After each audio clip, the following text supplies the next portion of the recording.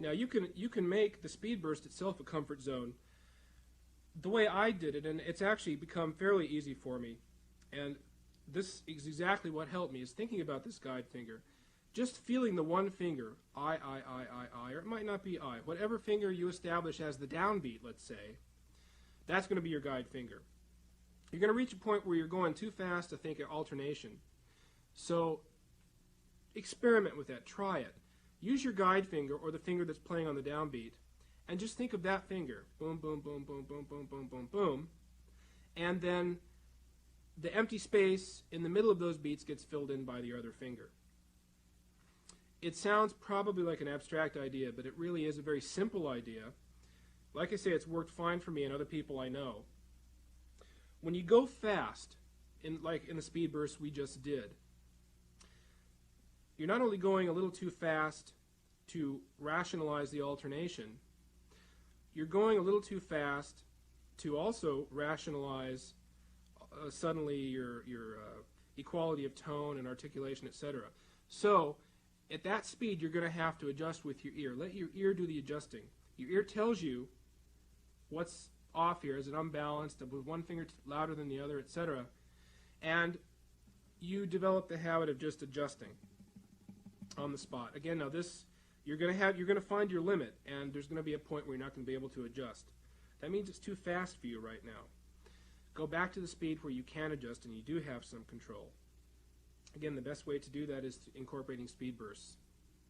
Now we have to talk about synchronization, because we're going to be adding our left hand to what we're doing. We can't just play scales open string all the time. That would be great. Wouldn't sound very good.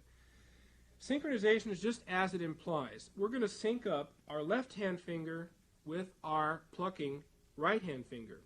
They have to play at exactly the same time. So the way I think of it is this. A simple little motto. Whenever the left hand goes down, the right hand's got to pluck it. So,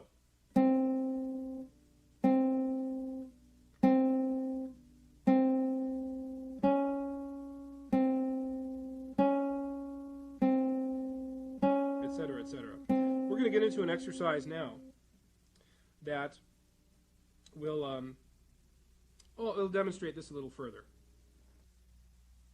Now here, as you follow me, don't forget, we're going to work on synchronization, but I want you to keep good right hand technique. All right? Listen to your tone, make sure all the notes are even. Here we go, let's try it. You see it up on your screen. And let's just do the first bar itself a couple of times before we get into the 16th notes. Here we go. I'm going to talk as I play here a little bit. You watch me. Notice,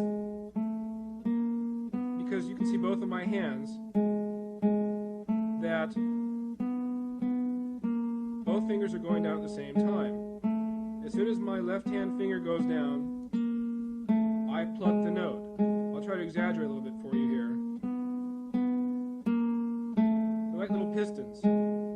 They work absolutely in coordination with each other.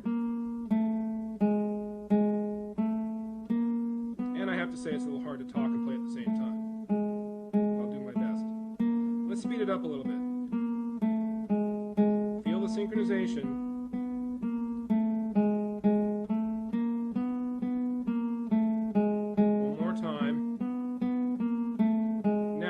Whole exercise. Repeat the first bar and we'll go on to the 16th notes. Here we go. 1, 2, ready, play.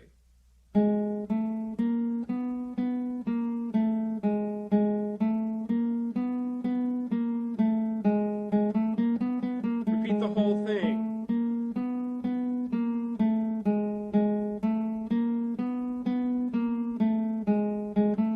One more time.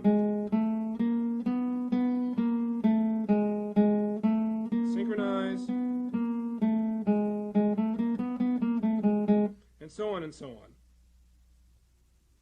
So don't forget, accuracy and control are most important, but in getting up your speed itself, we've just gone over the first two things. The first is the right hand speed, and we do that with speed bursts. Next, we have to synchronize well, and third is something we're going to go over in the daily warm-up routine later in the video, which includes string crossing, the last component of really getting your scales down. So, here we go.